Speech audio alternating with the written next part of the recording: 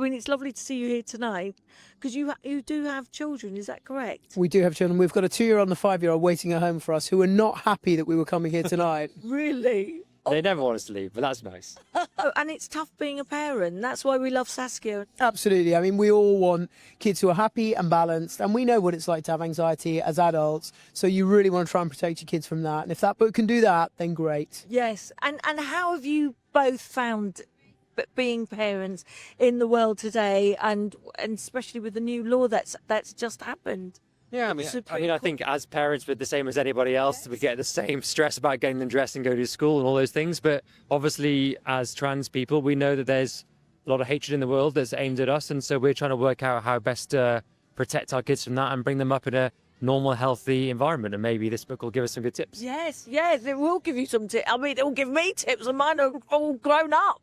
But yeah, and I would like to know your views. What did you feel about the ruling that happened at the Supreme Court? What were your thoughts on it? Was it a sad day, or did you think it gives a bit of clarity? And no, I mean, it's a devastating day. You know, we'd got to a point in 2025 where we felt that we were, we never had equal rights, but we were certainly respected, and the law recognized us, in my case as a man, and Hannah's case as a woman. Yeah. And this ruling now says that I'm no longer perceived as a man according to the Equalities Act, and that Hannah is no longer perceived as a woman. And that is obviously worrying for me. Where would I go, into a women's toilet or a women's changing room? And that means that Hannah then is expected to go into the men's toilet, and that is very, very dangerous. And I worry now for my wife's safety, and I worry for my wife when she goes out with our 2 young daughters, how she's supposed to take them into a changing room, how she's supposed to take them into a toilet. Yeah. This is really dehumanizing and really scary. yes. Do you think Keir Starmer lied to you guys? Do you think he lied to get into government? I feel that pre-election, we were told that the Labour Party many, many times, very, very vocally, was supportive of trans people.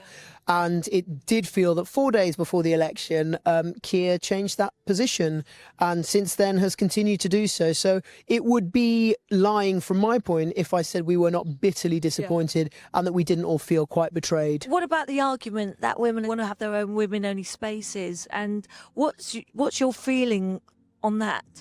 I mean, when we look back to the 80s, the newspapers were writing exactly the same kind of thing about gay men as they were about trans people now. The fear of gay men in their spaces, doing terrible things. We know that gay men weren't hurting anyone. We know that lesbians weren't hurting anyone. And we know now that trans people aren't hurting anyone. This is all just myth. It's like when you go back and you look at before the civil rights movement, before people of colour had equality, and it was all about not having people of colour in our white bathrooms.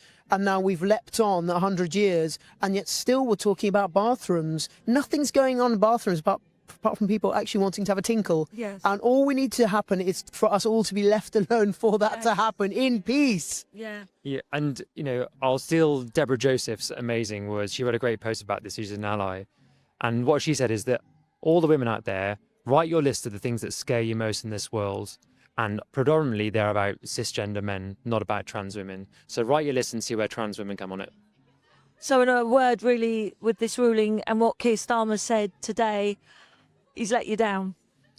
We feel let down, we feel cast adrift, we feel like not even second-class citizens. At the moment, we are being put in a position by the law and by the government in a position of danger, great danger in the case of my wife. And I mean, imagine if you saw me in your toilet at the sink, how would you feel?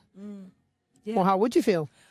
Well, I'd be wondering why you were in there, I'll be honest. So would I. Well, guys, thank you for your honesty, your bravery, and thank you for talking to us.